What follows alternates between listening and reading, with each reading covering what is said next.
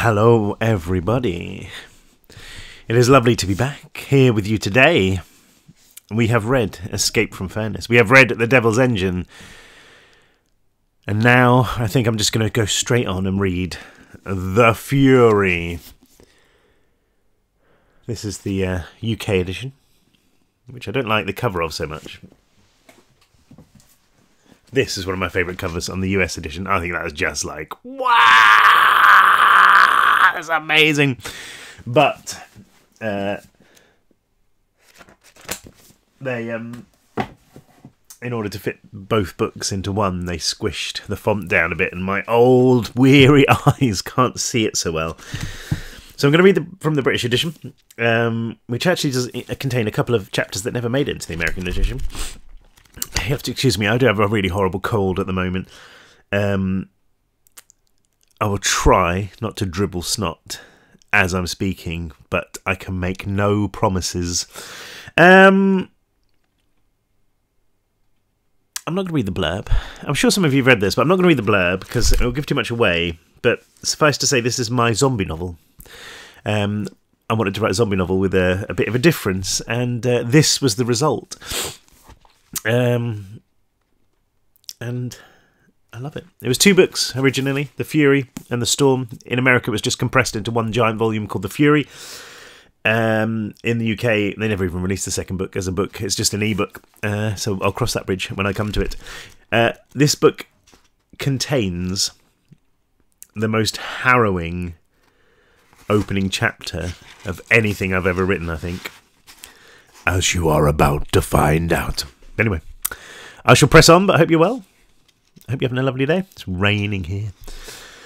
And yes, let us commence with The Fury. Bum, bum, bum. Prologue. Thump, thump. Thump, thump. Thump, thump.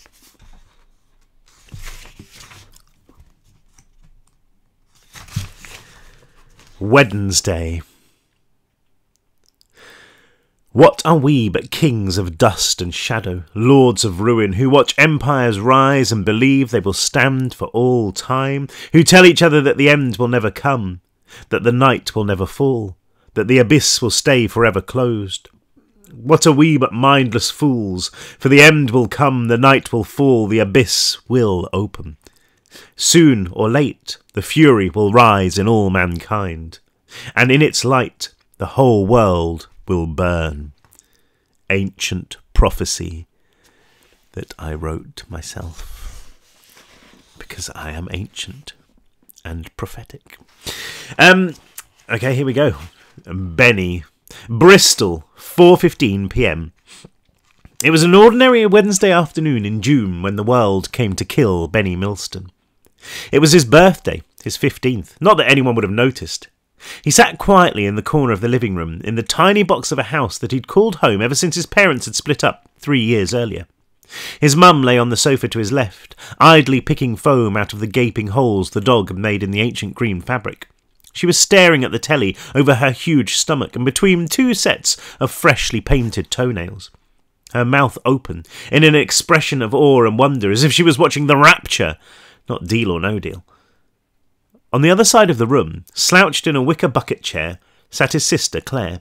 She had once been his baby sister until his actual baby sister had arrived a year ago. The youngest Milston, Alison, squirmed in her high chair in the doorway between the living room and the kitchen, smacking the hell out of her dinner tray with a plastic spoon. Their dog, an elderly Jack Russell that he had named Crapper when he was a kid, sat under her, snapping half-heartedly at the spoon whenever it came close, but too old and too lazy to make a proper effort. Crapper is an awesome name for a dog, by the way. Not one person had said happy birthday to him all day.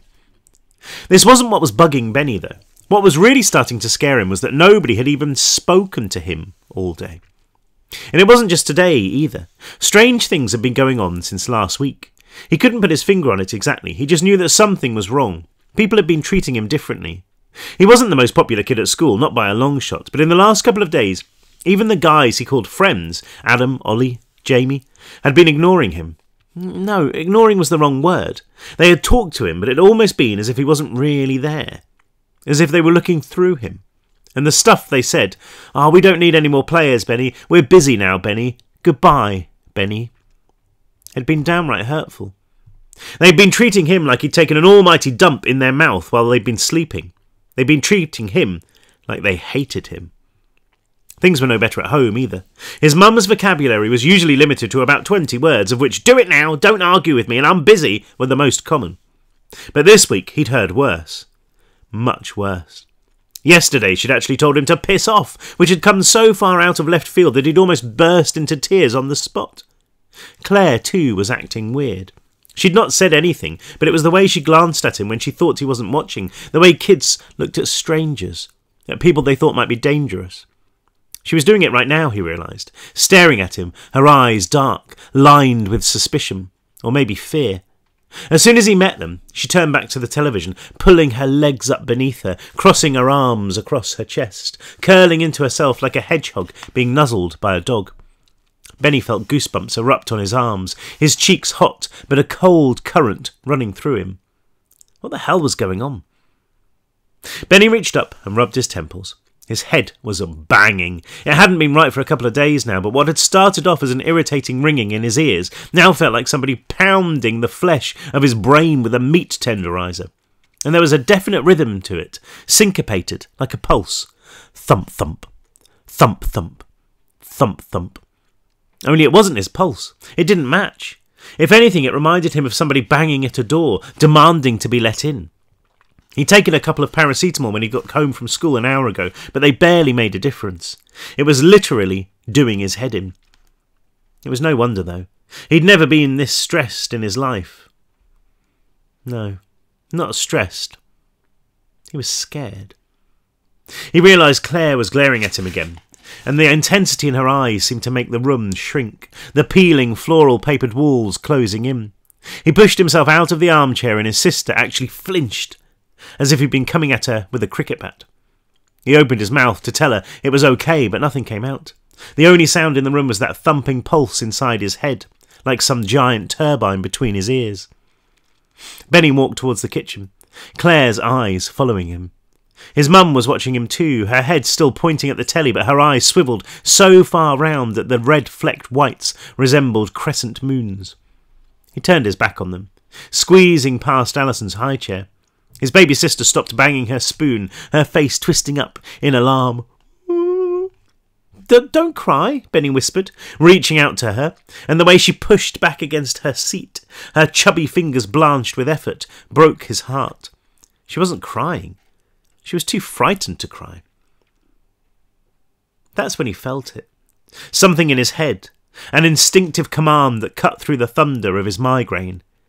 Get out of here.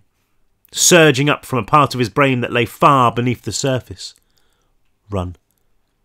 It was so powerful that he almost obeyed, his hand straying towards the back door. Then Crapper shuffled arthritically out from under Alison's high chair and limped over to him. The dog peered up with such kindness and such trust that Benny couldn't help but smile. He crouched down in order to brush a hand over his wiry fur, scratch him under the ear. Crapper's tongue lolled out. Oh, I was about to do a dog panting noise then and almost choked. But I guess that was probably because Crapper's quite old, so he probably would have done the same. His claws chittering on the linoleum, his tiny tail beating with the speed of a hummingbird's wings. There you go, boy, Benny said, tickling the dog under his belly. You don't hate me, do you? And all of a sudden the voice in his head was gone, even the pounding roar slightly muted. Nothing was wrong. He was just having a bad week, that was all. Claire was a teenager herself now, just turned 13, and their rivalry had definitely spiralled in the last few months.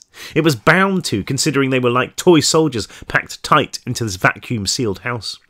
God only knew his mum was prone to fits of depression and unpleasantness, especially since Alison's dad, a tall, quiet guy called Rob, who Benny had seen in the house 2, maybe 3 times tops, had decided he wasn't coming back. Benny poked Crapper tenderly on his wet nose, then stood up, a head rush making the room cartwheel again. He opened up the crockery cabinet, searching the dusty shelf for a pint glass. It wasn't like normal was even a good thing, he thought, as he filled the glass with water.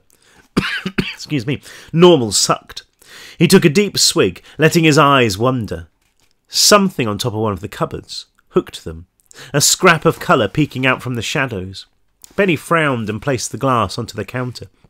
He scraped a chair across the floor and hoisted himself up, coming face to face with a rectangular box in crimson gift wrap. A ribbon had been carefully tied around it, topped with a bow. Benny's grin stretched so wide that his cheeks ached more than his head, and with a soft laugh he scooped up the package. It was big and it was heavy, about the same kind of heavy as an Xbox might have been. And that's when the excitement really hit him, knotting up his guts. His mum had never, ever bought him a console, not a PlayStation, not a Wii, not so much as a DS, but she'd always said that he could have one when he was old enough. He'd never known just how old he'd have to be old enough, but now he did. 15! He leapt down from the chair, bundling the box back through into the living room, almost knocking Alison out of her high chair in the process. So that's what all this had been about. His mum and his sister teasing him, pretending they'd forgotten his birthday before surprising him with the sickest present ever, probably a 360 with Modern Warfare 3. They'd turn round to see him with the box, and their faces would dance into smiles. "Oh, you ruined it," his sister would laugh. "We were going to make you think we'd not got you anything." And then his mum would say, "Go on, open it, I suppose. I can miss a bit of Noel Edmonds while you set it up." "Thanks, Mum," Benny yelled, thumping back down in his chair with the box on his lap. There was a gift card under the loop of the bow, and he fumbled with it, his fingers numb with excitement.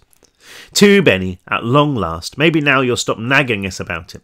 Wishing you a really happy birthday. Lots and lots of love. Mum, Claire and Alison." "Oh, this is so cool," he said. "I knew you were just kidding." His headache had gone too. Excuse me, he realised. That generator pulse now silent, obliterated by the unexpected turn that the afternoon had taken. He tore at the thin paper, one rip causing it to slough to the floor. Beneath was a green and white box, the Xbox logo plastered all over it, like some beautiful butterfly emerging from its chrysalis. His mum had hefted her bulk out from the sofa and was waddling towards him, arms out, and he waited for the hug, for the kisses he should have had that morning, preparing his mock protests. "Oh, Mum, get off, I'm 15, not 5. But yearning for it, so happy to be that kid again, if just for the day. He was just so happy. The slap made fireworks explode inside the living room, raging spots of colour that seemed to burn through his vision. He was rocked back into the chair, so shocked that the box tumbled off his lap, crunching onto the carpet. "You'll break it," was the first thought that rifled through his head. Then the pain caught up, a flash of heat as if he'd been standing too close to the fire. There was no time for anything else before a second slap caught him on the other cheek, setting off a high-pitched ringing in his ears and making it feel as though his whole face was alight. He looked up, tears turning the whole room liquid, like it was filled with water. His mum was there, at least a blurred silhouette the same shape as his mum, one arm held high, swooping down. Crack! This time it wasn't a slap, it was a punch. Benny's mind went black, nothing there but the need to get away. He could taste something coppery and warm on his tongue, dripping down his throat, and he recognised it from the time he'd taken a football straight in the mouth. It was blood. Panic catapulted him from the chair and he pushed past his mum, hard enough to shunt her backwards. She windmilled across the tiny patch of floor, striking the sofa, looking for a moment like she was about to do a You've Been Framed style top-heavy tumble, only just managing to catch herself. She grunted, the kind of noise a startled boar might make, and Benny looked into her piggy black eyes and saw absolutely nothing human there at all. "Mum," he tried to say, but the word wouldn't fit in his throat. She teetered, her bare feet doing a weird silent tap dance until she found her balance. Then she threw herself at him. The air was full of noise, the heavy, wet rasps of his mum's breathing and something else, a rising pitch like a kettle coming to the boil. It took Benny a split second to understand that his sister Claire was screaming. She climbed out of the chair so fast that he couldn't get out of her way, her body flapping into his, her skinny arms locked around his neck. Then his mum hit them both, her momentum knocking them to the floor like skittles. Benny smacked his head on the carpet, his mum falling on top of him, cutting out the light. Her weight was impossible, pinning him to the floor, refusing to let him breathe. He was enveloped in her smell, body odour, excuse me, and shampoo, and the stench of nail varnish. He lashed out, throwing everything at her, but he couldn't get any force behind his blows, and she was hitting him back, fleshy fists bouncing off his temple, his neck, his forehead. Something white-hot burrowed into his shoulder, but he couldn't turn his head to see what. This time the pain made him shriek, the cries muffled by the heft of his mother's chest. The agony increased, something wet gushing down the sleeve of his school jumper. "It isn't real, it isn't real, it isn't real." Oh, sorry, I didn't warn you I had a cold. I seem to have spent most of these videos coughing for some reason or other. But he knew it was real. He could see sparks flashing in the edges of his vision as his oxygen-starved brain misfired. And worse, so much worse, he could sense death here, his death, somewhere in the dark recesses of the shape on top of him. The thought gave him strength. So much adrenaline flooding his system that this time, when he punched upwards, he caught his mum in the jaw. Her head snapped back, and she spat out a blood-soaked grunt, her body weight shifting to the side as she flopped off him. He pulled himself out like somebody escaping quicksand, his nails gouging tracks in the carpet. Halfway out he saw that Claire's teeth were lodged in his upper arm, a scrap of flesh caught between them. Then he saw her eyes, so full of rage, and his fist flew automatically, catching her on the nose. With a cry she let go, tumbling away. Somehow Benny made it to his feet, careening wildly. He saw that Crapper's jaws were locked around his mum's ankles, aware even in the chaos that his dog was trying to save his life. His mum was rolling like a beached whale, her groans ugly, awful. She was trying to get up. He could see the determination in her eyes as they burned into him. She was trying to get up so that she could finish the job. Claire was already on her feet, lurching at him like a zombie. Benny stabbed both hands in her direction, pushing her into the wall. She bounced off, came at him again, and this time it was Crapper who stopped her, leaping over the floundering body of his mum and latching onto her thigh, bringing her down like a snapped sapling. Benny crossed the living room in 2 strides, the kitchen door right ahead of him, the back door visible beyond that. He could make it. He could get out into the light. He could make it. He sensed a shape at his side and turned to the window in time to see it implode. A hail of glass blasted into the room and he ducked to his knees, his arms rising to protect his face. Something crashed into him and he almost went over again, slamming a hand down onto the carpet to stop himself from toppling. He pushed himself up, a sprinter's start, but a hand grabbed his ankle, yanking it hard, causing him to drop onto his face. He kicked out, turning to see his new attacker, a stranger dressed in jeans and a green Latitude t-shirt. He had both hands around Benny's leg and his face bleeding. His face, which was bleeding heavily and flecked with sparkling shards of glass, was a mask of pure fury. The man pulled again, reeling Benny in like a hooked fish. Claire had managed to prise Crapper loose, and now the dog was running in circles, howling, the whites of his eyes the brightest thing in the room. His mum was on her feet again. There was someone else clambering in through the window as well. Their neighbour, Mr. Porter, a man in his 70s, cataract-dulled eyes seething. His hands were balled into white-knuckled fists. Benny tried to spin around, but the strange man was holding him too tight, his fingers like metal rods in his flesh. He hauled Benny closer, his fingers working their way up to his knees. "Mum!" he screamed. "Stop it! Stop it!" They threw themselves onto him, all of them, so heavy and so dark that he felt like a body being lowered into a grave. He thrashed, but he couldn't move his legs, and now something heavy was sitting on his back. Fat fingers were tight around his neck, squeezing his windpipe so hard that his throat whistled every time he managed to catch a breath. He snapped his head around, trying to shake them loose, seeing 2 more people climbing through the shattered window, nothing but silhouettes against the sun. They crowded into the tiny room, trying to punch, claw, kick, bite. No sound but their hoarse, ragged breathing and tinny laughter from the television. Something too hard to be a fist made contact with the back of Benny's head, and a seed of darkness blossomed into full-blown night.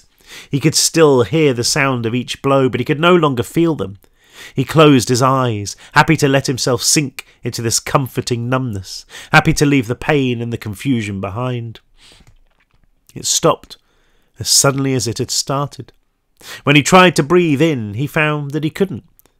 In the last seconds before his life ended, Benny heard the back door opening and the wet patter of footsteps leaving the house, the crunch of the wicker chair as his sister sat back down, a soft whine from the dog.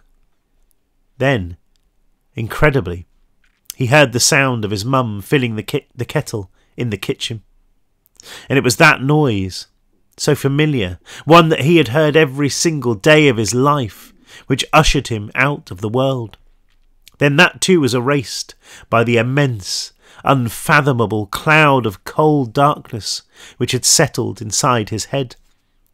His heart juddered, stalled, and he felt something burn up from inside him, a surge of cold blue fire that burst free with a silent howl. Then Benny Milston died on his living room carpet while his mum made the tea. Poor Benny. I still feel really guilty that I started this book with Benny, and Benny was probably like, "Oh my god, I'm like the hero in this book. This is amazing. I've got the first chapter. Yeah, go me. I'm gonna kick butt in this book. I'm gonna be like the best hero the world's ever seen." And then he gets to the end, he's like, "Oh, that's really not what I thought was gonna happen." But there you go. Sorry, Benny. I am sorry.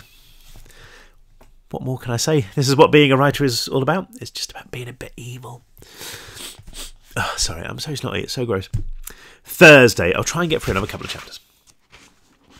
Heaven has no rage like love to hatred turned. William Congreve, The Mourning Bride. Cal. So this book has basically got three main characters, Cal, Brick and Daisy. And we alternate between them. Sorry. Oakminster, East London, 2:32 p.m. Everybody loved Callum Morrissey. Captain of the lower sixth football team, a gifted student, but cool with it. Not a tryhard, all-round nice guy, and he knew it too. Right now he was belting up the right wing of the school pitch, the ball at his feet, running so fast that the roar of the wind almost drowned out the noise of the crowd. The opposition fullback, Truman, a beast of a stopper with a body like Shrek, and a face to match, was dead ahead, big but slow. Cal feigned left, tapping the ball through the kid's tree trunk legs before sprinting to his right and cutting towards the goal. In the 18-yard box were two of his best friends, Dan and Abdus, both of them with their hands in the air, yelling out for a cross. Cal ducked around another defender, thought about trying to put it in the back of the net himself. But he wasn't greedy. He'd scored once already, a free kick taking the game to 3-1 in their favour. It was better when they all had something to celebrate after the match. He took a deep breath, enjoying the way time seemed to slow down. Each second was drawn out, hanging lazily on the sunshine that painted the pitch gold. The clock mounted on the single stand of tiered seats to his right, sponsored by the Union Garage, stencilled over the face, read 2:32. 13 minutes left, then it would be over, one step closer to the end of year Interform Cup. They'd be paraded through their classes like they were already champions, and maybe this time even Georgia would look up from her book for long enough to congratulate him. She couldn't ignore him forever, not when he was playing this well. He drew back his foot, ready to launch a high looping pass into the centre of the box, and that's when something ripped across his ankle. Ah! He dropped to the floor, agonising heat biting into his leg. He blinked the tears away, gritting his teeth, rocking back and forth with his ankle between his hands until his vision cleared. Incredibly, the game was still going on. Truman, the guy who'd tackled him, was back on his feet, punting the ball down the pitch. Everyone else was chasing after it like Cal didn't even exist, including Mr. Platt, the PE teacher, who was acting as referee. "Hey!" he called out, lifting his hand to try and get the man's attention. It wasn't like he dived or anything. He could see the blood soaking through his sock. 5 lines raked over his ankle from Shrek's boot studs. He called out again, but there was nobody left in earshot. Cal clambered to his feet, trying not to put any weight on his left leg. The pain was settling into an uncomfortable throb. It could have been worse. A tackle like that might have shattered the bone, knocked him out for the summer holidays. Maybe longer. Truman was going to pay. Cal jogged towards the action at the other end of the field, ready to kick some ass. He'd get sent off, but who cared? With a handful of minutes left, it wasn't like they were in danger of losing. Up ahead, the ball was at the feet of an opposition midfielder, a kid called Connor. Cal ignored the game, jogging towards Truman. The ogre had his hands on his knees, bent double, trying to get his breath back. "Hey," Cal said, increasing his speed, his body buzzing in anticipation. Truman turned in time to see Cal's fist heading for his cheek. There was a soft thud, and the kid's head wobbled like a boxer's punch ball. It seemed for a moment like he was going down, but he managed to stay on his feet. His ugly mug creased with annoyance. No, it wasn't annoyance. The look he shot Cal was way beyond that. For a second, Shrek's eyes seemed depthless, full of a hatred that Cal had never before encountered in his 17 years. His face was so dark with with anger that it seemed bloated, poisoned. It was the look of somebody who wanted to kill him. He backed off instinctively, hearing the whistle blow again and again, its shrill pitch gaining volume as Mr. Platt ran their way. Truman lunged, fists balled into boulders, his mouth hanging open like the village idiot's, but his eyes set fast and furious. Someone grabbed Cal from behind, arms locked around his chest. Someone else was at his side, shoving him, shouting at him. In no more than a heartbeat, he was being bulldozed by a crowd, their hands and arms like pistons, the sensation like being trapped inside an engine. "Get off!" he yelled, feeling the fingers dig into his chest, the swell of chaos around him growing. One of the opposition team shoved him hard and he nearly fell, his legs tangled up in those of whoever stood behind him. Then the jowly face of Mr. Platt rose into view, his cheeks an impossible shade of crimson as he blew into his whistle. The teacher reached out and grabbed Cal's shoulder, stopping him from toppling. "That's enough!" he bellowed, his whistle dropping to his chest. "I said stop that right now!" "Leave it out, Cal," said a voice at his ear, and he recognised Joe McGowan, their right winger, the kid who was holding him. "Just let it go, man." Fine, it's over," he said, his voice lost in the roar of the crowd. "But look what that tosser did to my leg. Almost took it clean off." He reached into his sock, then held up his fingers, which were stained with blood, waving them at Shrek. "See that?" "I said enough," Mr. Platt barked, almost apoplectic. He blew his whistle again, waving everybody away and reaching into his pocket. He flashed the red card at Cal's face with the enthusiasm of a priest waving a crucifix at a vampire. "You're off, Morrissey, and you're in trouble too. Get moving." Truman lunged again, but without conviction, happy to let his teammates hold him back. His face had softened, and the expression it wore now was one of confusion, almost as though he couldn't quite remember where he was. Maybe Cal had punched him harder than he thought. Mr. Platt turned to the ogre, the red card hovering at his side. "Don't push it, Truman," he said, "or you're off too. You're lucky I didn't see that tackle." Gradually the players were drifting away, a series of boos and jeers drifting down from the stands. Cal ran a hand down his football shirt, straightening the creases, and when he looked up, Joe was staring at him, one eyebrow raised. "You okay?" he asked. Cal nodded, and Joe's face broke into a grin. "You almost knocked him clean on his rump. Nice one." Joe's smile was contagious, and Cal found himself laughing. The adrenaline had dulled the pain in his ankle, and there were perks to missing out on the last 10 minutes of the match. One in particular, sitting in the front row of the stands. Joe held his hand out, and Cal gripped it in a surfer's handshake. "Stick one in for me, yeah?" he said. "No probs," Joe replied, running off.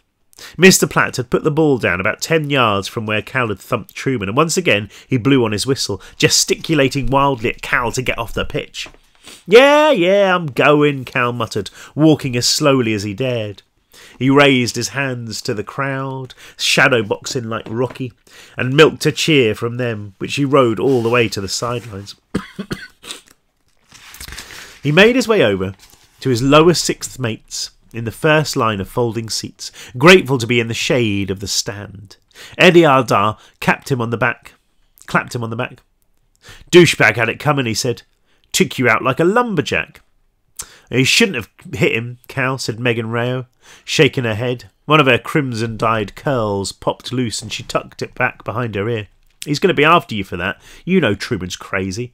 "Oh, let him come," Cal said, flopping down on the empty seat between Megan and Georgia.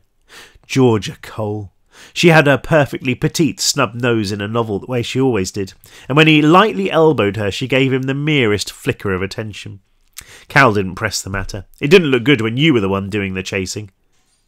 Instead, he turned back to the daylight-drenched field as his team once again fought their way up front. That hollow, rubbery duff of somebody kicking the ball had to be just about the best noise in existence, especially in summer. Everything sounded better in summer. He saw Truman waddling around by himself outside the opposition 18-yard box, gently nursing his cheek. He'd never been scared of him, even though Truman was a year older and a hell of a lot bigger, even though he had a reputation for wailing on smaller kids. Cal didn't feel scared of anyone, not really. He'd studied Choi Li Foot Kung Fu since he was 8, and although he'd never had to use it in a proper scrap, he knew he could, if he needed to. In his mind's eye, he could still see Truman's face after he'd hit him, that primeval hate in his expression, a blood-boiling rage. He'd looked like a proper psycho, the kind you get in the movies. Megan was right. Everyone knew that Truman was crazy, but this was the first time that Cal had thought that maybe he actually was crazy. "You thirsty?" Eddie said, offering Cal a bottle of water with the label peeled off. "You know I don't drink that stuff," he said, pulling a can of Dr. Pepper out of Megan's open rucksack. "Water's bad for you." He opened the can, taking a deep swig before unleashing a burp that almost blew his head off. DP, pure rehydration. "I don't know how you're still alive," muttered Eddie. "Your insides must be glued together with sugar." "Go on!" Megan screamed, jumping up at a metre in the air. And Cal saw that Ab had dribbled the ball into the box. He shot, and the keeper dived for it, meeting it with about half a fingertip, but enough to send it wide. Cal was on his feet, hands on his head. "Oh, man, that was close," he said, collapsing back down hard enough to nudge Georgia's book. This time she looked up with a forced scowl, peering at him from beneath her blonde fringe. He grinned at her. "Sorry, George, but this ain't no place for a nerd." "Excuse me. I was dragged here against my will," she replied, and somehow her deepening glower made her look even more gorgeous, like one of those models who pouts on the front of a fashion magazine. Cal felt his stomach fold into itself, his whole body suddenly too heavy, like gravity had just doubled.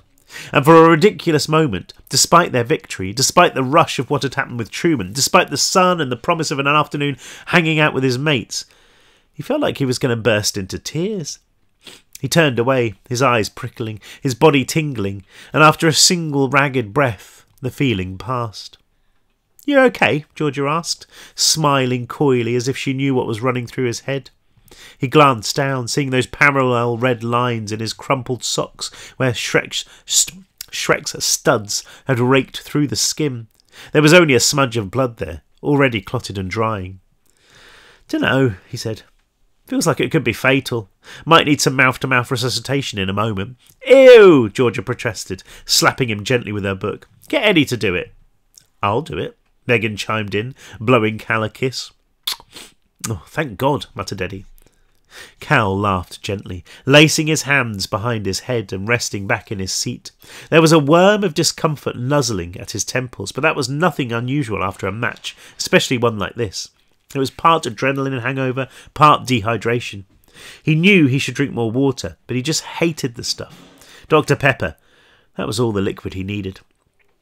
"Oh, that guy is a total donkey," said Megan, as Stephen Abelard, their slowest midfielder, trotted up the pitch. Cal tuned her out, tuned everything out, happy for a moment's peace. He took a deep breath, the pressure in his head softening. Then he exhaled, and the pain returned. That, and a faint pulse, which seemed to echo around the front of his skull, no louder than the whisper of distant bird wings. Thump, thump.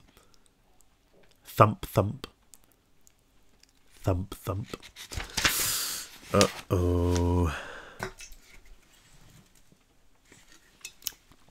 There was the merest trickle of drink left in there. Can I make it through another chapter without having to blow my nose? I kind of want you to meet everyone before I stop today. There's quite a lot. Maybe we'll just get to know Daisy. What are we doing? I'll introduce you to Daisy, and we'll maybe save Brick for tomorrow. Brick's my favourite. Daisy, Boxwood St Mary, Suffolk, 2:47 p.m. You're scaring me. Daisy Bryan retreated, the ice-cold wall against her back making her jump. Her two best friends, Kim and Chloe, were moving towards her, their hair in identical braids, both wearing old-fashioned puffy dresses that hid their feet and made them look as though they were gliding. Their eyes were wide, unblinking. Guys, stop it. They had boxed her in, the overpacked clothes rails to her right and left like the walls of a hedge maze, too thick to escape through. There was only one door here, invisible in the gloom, but Daisy could make out the green emergency exit light with the little running stick man on it. It seemed like a million miles away. Kim and Chloe were close enough to touch, and Kim reached out slowly with a hand draped in white lace. She ran a cool finger over Daisy's face. Stop it, stop it! See how she leans her cheek upon my hand, said Kim in a low phantom groan. Oh, that Fred were a glove upon my hand, that he might touch her cheek. Chloe raised both hands, fluttering them in front of Daisy's chest. 1, 2, and the third in your bosom, she moaned, which is where Fred wants to be. Oh, Freddie-o, added Kim. Freddie-o, wherefore artist thou, Freddie-o? Where fartest thou, said Chloe. And that did it, the three of them cracking up in peals of laughter which filled the dressing room like sunlight. Daisy was giggling so hard that her sides were in danger of splitting. Chloe collapsed to her knees, the dress spilling out around her in countless folds, releasing the homely smell of dust and old fabric. I hate you, Daisy said, when her air-starved lungs began to function again. She slapped Kim playfully on her arm, the blow cushioned by an enormous shoulder pad. I told you, I don't even like him. But he's your Freddie-o, said Chloe, holding out her hands. Kim grabbed one and Daisy took the other, hauling her back onto her feet. Freddie-o and Daisy-ette, the world's most romantic love story. Oh, he's so not interested in me, she said. He's in year 10, for heaven's sake. Oh, the lady doth protest too much, methinks, said Kim, wiping the tears from her eyes. Oh, wrong play, dingbat, Daisy shot back. She pushed past them, escaping the labyrinth of the theatre wardrobe and walking to the huge mirror on the left-hand side of the room. It was ringed by bulbs, just like in a Broadway dressing room, and they painted her reflection in sickly yellow light. Even so, she couldn't help but approve of the way she looked, with her long brown hair trussed up in an elaborate plaited bun.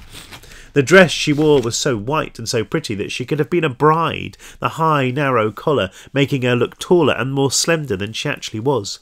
It made her look older, too, maybe 15 instead of almost 13. Just about the right age for Fred. She felt the heat in her cheeks, and she was glad that she was already wearing her makeup, thick rouge concealing her embarrassment.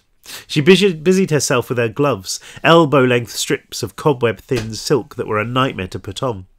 At first, 3 months or so ago, when they discovered their roles in the school play, she had been mortified that the Romeo to her Juliet was going to be from year 10. The idea was enough to make her scurry to the wings and hide in the shadows there until the whole thing was over. But she'd bitten back her fear and soldiered on, the way her parents had taught her to. And despite her protests, she'd actually quite liked the attention. She had to keep telling herself that he was just acting, that this 15-year-old Adonis who already had a girlfriend wouldn't be interested in the real Daisy Bryan in a million years. I still can't remember my lines, said Chloe, her reflection joining Daisy's, half a foot taller even though she was a month younger. You've only got about 3, laughed Daisy as she pulled the first glove on. Chloe was playing Lady Montague, Romeo's mum, and even though she appeared in only 2 scenes, she always managed to get her words in a muddle. Kim was Tybalt, Juliet's cousin, who, their drama teacher had decided, was going to be a girl in this version of the play. She stood to the side, leaning against the makeup shelf, idly waving a cardboard sword back and forth. I wonder if you could actually kill anyone with this, Kim said. Mrs. Jackson, maybe. All 3 girls looked at the way the bent sword flopped back and forth, and once again they were laughing. The moment was cut short by the snap and creak of the dressing-room door opening, a round, bespectacled face peering inside. "Did I hear my name?" Mrs. Jackson asked. "Do you need me, girls?" "Oh, it's okay, miss," said Kim, jabbing the sword in the teacher's direction and breathing "die, die, die" in between her words. We were just practising our lines." "Good, good," Mrs. Jackson said. "Well, hurry up and get ready. Dress rehearsal starts in..." She checked her watch for what felt like an eternity. 7 minutes. She hung on for a second more, as if waiting to be dismissed, then ducked back out of the dressing room. "I can't be bothered with this," said Daisy, feeling an unwelcome pressure in her chest. She knew it wasn't that she couldn't be bothered, it was nerves. She felt like this every time they took to the stage, but it was definitely getting worse. Heaven only knew what she'd be like on the actual night. "Does somebody want to take my place?" "And fake snog Freddie? No way," said Chloe. "I'd rather kiss Mrs. Jackson." "Liar," said Daisy with a smile. She'd finally managed to pull on her other glove, straightening out the silk around the crook of her elbow. "Ready?" She turned from the mirror to Kim. Her friend was still waving her sword back and forth, harder now, faster. It was difficult to tell with the glare of the bulbs behind her, but she seemed to be staring right back at Daisy, her eyes impossibly dark. And each time the tinfoil-coated blade swooshed through the quiet air, her mouth breathed that same whispered word. "Die, die, die, die, die, die, die." Kim," Daisy said. Kim cut back and forth once more, then seemed to stir, as if emerging from a hypnotic trance. She blinked heavily a couple of times. "Huh?" she said after a second or two. Nothing," said Daisy, walking towards the door. "Come on, let's get this over and done with." "Oh, come on, let's just meet Brick, eh? We're here. Let's meet him." It's a bit longer, this chapter. Brick. Fursville Amusement Park, Hemingway, Norfolk, 3:03 p.m. Brick Thomas hated everybody. He hated his dad. He hated his stepmum. He hated his real mum too for dying when he was a ginger-haired sprat in nursery school. He hated his brother, who'd left home 2 years back to join the parachute regiment. He really hated his teachers, who had told him not to even bother turning up for his A-levels. And he really, really hated the school counsellor, who'd informed his dad he had behavioural difficulties. He hated his friends, if you could even call them that, when they didn't bother talking to him anymore. And if he was totally honest, there were times when he hated his girlfriend, although he wasn't sure about this one, because sometimes love and hate felt so similar he couldn't tell the difference between them. He hated himself too. His brain. The way it made him feel perfectly happy one minute, then as miserable as a graveyard the next. He hated it for whispering things to him. "You're no good. You can't do that. You're too thick. No one likes you because you're a head case." Not all the time or anything, but often enough for him to feel like there was something living up there, something that detested him. Most of all, though, he just hated the hate. It was exhausting. He sat on the raised concrete footpath that looked down over the beach, idly tossing stones at the calm, quiet surf. The tide was out, but even so there was only about 20 metres of shore between the water and the massive dune behind him. On the other side of that lay Fursville, a vast shipwreck of shorn metal and rotting wood and rubbish and rat droppings that had once been Norfolk's biggest and most popular theme park. Back when Brick was a kid, he'd come here all the time with his folks, patiently enduring the slow, boring drive through the country lanes from Norwich, because the destination was well worth it. There had been a roller coaster, one of the old wooden ones, no loop-the-loop or anything, but still pretty fast. Loads of arcades too, so many that their garbled artificial birdsong was ingrained in his head, the clarion call of summer. They'd stretched all the way up from the plaza to a pier which had caught fire in 1999 on the eve of a massive millennium celebration, and which was now a broken skeletal limb, all but buried by sand and surf. His favourite thing about Fursville, though, had been the water flume, because you had to squeeze into this tiny little longboat which was ratcheted up Everest-high slopes before being slingshotted through freezing puddles of piss-yellow water. He'd liked it because it was the only time he'd ever got a hug from his dad. The old man didn't have a choice in the matter. You had to grab hold of the person in front of you or risk flying out of the boat on the downward bends. He'd loved that feeling of being held in place, the weight of those tattooed arms on his shoulders, like his dad and gravity were one and the same, stopping him from bouncing right off the planet into the cold, infinite darkness of space. Not that he ever would have admitted to those feelings, even if he had been able to put them into any kinds of words back then. If nothing else, his pop would have thumped him. He was 18 now, though, and he didn't care what his dad thought. He glanced at the sky, a vast expanse of pale blue, the sun so bright that it made his retinas sting. There was no sound but the whisper of the knee-high waves as they cruised onto the stones, that and the distant chatter of gulls from Hemsby, a mile or so south. A decade ago he'd loved it here because there were so many people. Their constant motion and sound, the exact opposite of the cold vacuum at home that his mum had once filled so effortlessly. Now he appreciated it precisely because of the quiet, the stillness. Here, in the mangled guts of Fursville, there was nobody to hate. Brick's backside was getting numb, and he stood up, lobbing a last fist-sized rock into the sea. His phone informed him it had just gone 3. Lisa would be leaving school any second now, and he'd told her he'd be waiting by the gates. Fat chance. It would take him half an hour or so to get back into the city, and by that time he expected she'd be home, sending the first of a seemingly limitless supply of angry texts. He groaned, feeling the delicate equilibrium of his mood start to slide. I'm going to sneeze.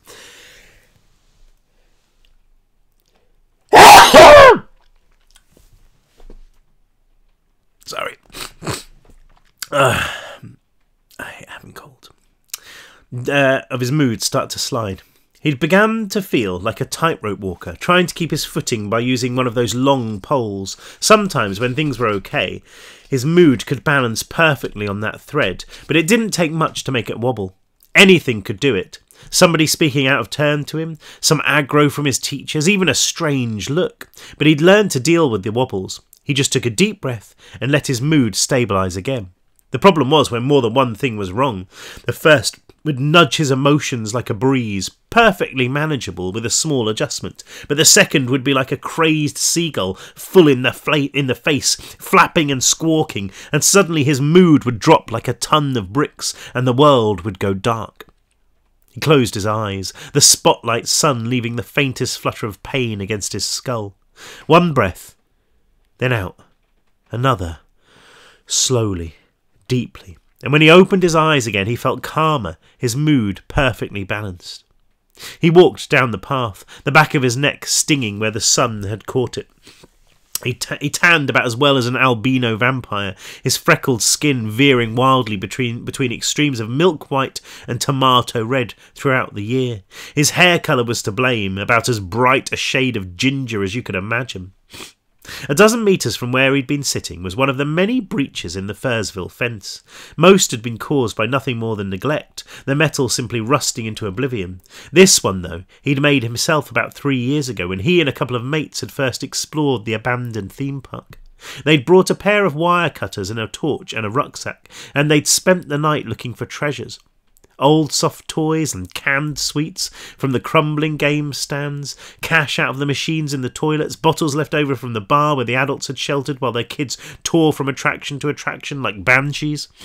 In the end, they'd not found much apart from a couple of tubs of mouldy-looking boiled sweets and a stack of plastic-wrapped urinal disinfectant... That's quite hard to say. Plastic-wrapped urinal disinfectant blocks which Brick's friend Douglas Frinton had claimed they could use to make their own vodka, but they'd had a hell of a night exploring the place. Although the outside areas of Fursville were derelict and dangerous, the inside, once you got past the chains and the locked doors, was in pretty decent shape. Brick had even spent the night there once after a massive dust-up with his dad, sleeping in the old restaurant, curled up under a couple of tablecloths that had been left behind. He pushed his way in through the hole, making sure to tuck the fence back behind him and cover it with a massive square of plyboard. Not that he really needed to. Nobody ever came out this way anymore. There were no lights on the walkway or in the park, and like all places that had been abandoned, Fursville had its fair share of rumours about murderers and ghosts. He had visited enough times to know that none of those stories were true. Out here, there was only Brick. It was always like running an assault course, getting from the beach into the central plaza, but he negotiated the rubble, the broken glass, and the faded grins of the kids' mini roundabout characters with practised ease. His 50cc motorbike was where he'd left it, propped up against a fountain that was overflowing with algae, the front L-plate hanging at an angle where one of the magnetic catches had dropped off. He'd been riding it illegally for a year now and had no intention of ever going for his test, not until he was rich enough for a Ducati anyway. I'm sorry. He pulled the helmet on. It pinned his ears back uncomfortably, but he didn't really mind. At least it hid his hair. Then he clambered on board, the bike far too small for his 6'5" frame. It took 6 kicks before the lawnmower-sized motor decided to wake up, the bike accelerating painfully slowly across the plaza. He ignored the signs for the exit. The front gates were boarded up and chain-bound, Alcatraz style. Instead he cut towards the southwest quadrant of the park, the engine whining like a bloated fly. He followed his own burned tyre tracks around the corner and down past the medical shack, the words Boo-Boo Station just about still visible on the pebble-dashed wall. Right ahead was a gap in the fence, just the right size for his bike. He slowed as he squeezed through, gunning the engine to make sure it didn't stall, then edged between the 2 enormous laurel bushes that grew up right outside it. He instinctively looked left and right, not wanting to give away his secret hideout. But there was no danger of anybody seeing him. The wide road beyond was deserted.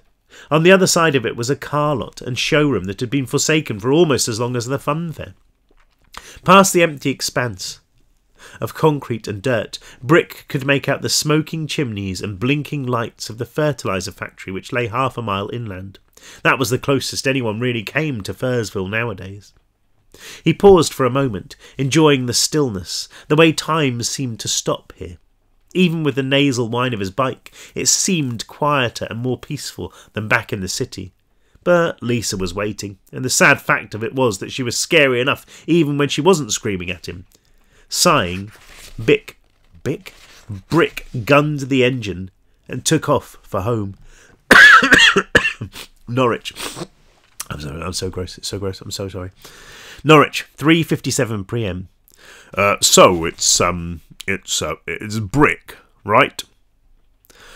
Brick nodded, trying not to smile at the sight of Lisa's mum and dad staring out at him from the safety of their front porch. Mr. Dawlish, who was in his early 50s but who looked twice that, was gripping the door with both hands as if he thought he might have to slam it shut at a moment's warning. His wife, who had all Lisa's bad qualities and none of her good ones, was on tiptoes, peeking over his shoulder. Both weren't so much smiling as grimacing. He was used to it. Standing 6'5" and broad with it, people were naturally wary of him, and he had one of those faces. So he'd been told, whatever that meant. It was just his lot. Everybody hated Brick Thomas. She knows you're here, said Mr. Dawlish. I think she's coming down. Excuse me, Brick, I've got a bit of a cough. He looked back at his wife, and she shrugged. I think she is. Mrs. Dawlish peered at the helmet clasped in Brick's hand. I hope you're not planning to take her anywhere on that bike. Oh, no, Mrs. Dawlish, Brick lied. Lisa always rode pillion. It wasn't like anything bad could happen to her. The bike's top speed was just shy of 40 when there were 2 people on it. Despite his answer, Mrs. Dawlish frowned. She opened her mouth to say something, then obviously decided not to. Why Brick? Mr. Dawlish asked, after an uncomfortable silence. I take it that isn't your given name. Oh, I'm just another brick in the Thomas family wall, I guess, Brick said. Like the song. My mum and dad have always called me it. It says John on my birth certificate. That was a lie too. His real name was Harry, but he liked to see the look on people's faces when they thought his name was John Thomas. It took Mr. Dawlish a second or two to get the joke, and when he did, his forehead creased like an accordion. There were another few strokes of awkwardness before Brick heard footsteps from inside the house. Her parents both turned as Lisa appeared. 4 o'clock, she said, tapping the bare patch on her arm where a watch might have been. She was pretty, there was no doubt about that, but she did a good job of hiding it behind too much makeup and hair that was constantly straightened and dyed before being scraped back into a ponytail. She had a stud in her nose and a ring in her eyebrow, both of which her parents had blamed Brick for, even though he hated piercings. She looked at him now from behind false lashes that had been badly fixed. Oh, sorry, Brick said. I got caught up at work. There was a late delivery. Oh, trouble on site? Mr. Dawlish asked. Brick had told Lisa that he worked for the same scaffolding company as his dad, which was true, strictly speaking, although he hadn't helped out for weeks now. "Oh, nothing we couldn't handle," Brick replied. "You just can't get the staff these days." For some reason that seemed to relax the old couple. Mr. Dawlish nodded, a glimmer of a smile appearing in the folds of his face. "Oh, you're not wrong there, son." He turned to his daughter. "Come on, love, are you going or not?" I don't know why he's suddenly gone northern, sorry. "Are you going or not? You're letting all this heat in." Lisa locked eyes with Brick for a good 7 seconds, then uttered a mini scream of frustration, barging past her parents and out of the door. "You better make this up to me, Brick," she muttered, that expression demolishing the foot of height difference between them and making him feel like he was the smaller of the two. Out in the sunlight, he noticed that she looked different somehow, although he couldn't quite put a finger on why. Nothing so trivial as a new type of foundation or t-shirt. No, it was something in her eyes, in the way she looked at him. For some reason, it made his skin crawl. She must have been really angry. "Easy, Tiger," he said, holding his arms up in surrender. "I will, I promise." "Have fun," Mr. Dawlish said as they walked down the path. Brick waved, hearing Mrs. Dawlish's shrill cry following them all the way to the gate. "Be back by 10, please, and don't you go anywhere on that bike." He smiled, but it was short-lived. He glanced at Lisa again, trying to work out what was making him so uneasy, and wishing that he'd stayed on the beach. So there we go. There are our cast of people. Brick, Cal and Daisy. And as you can probably guess, bad things happen. I'll leave it there because I think that's probably about close to an hour, yep. And we'll carry on tomorrow with another few chapters. This is The Fury. It's really bleak, this book, in a kind of action-packed way. I really loved writing it, but it is quite bleak and very, very violent, as that first chapter probably made clear. Anyway, I am literally like clogged with cold, as you can probably hear. But I wanted to say hi, and I wanted to read you another bit of story, and I hope you enjoyed it. Have a great evening, and yeah, I will see you soon. Bye. Bye-bye.